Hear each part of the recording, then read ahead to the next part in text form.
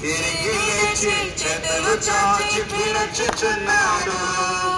పాపులమైన మన కొరకు రక్తం కాచి ప్రాణం పెట్టి తిరిగి లేచి చేతులు చాచి పిలుచుచున్నాడు. యేసయ్య గురించి ఎప్పుడైనా విన్నావా? ఆయన ప్రేమను నీవు తెలుసుకున్నావా? నీవు తెలుసుకున్నావా?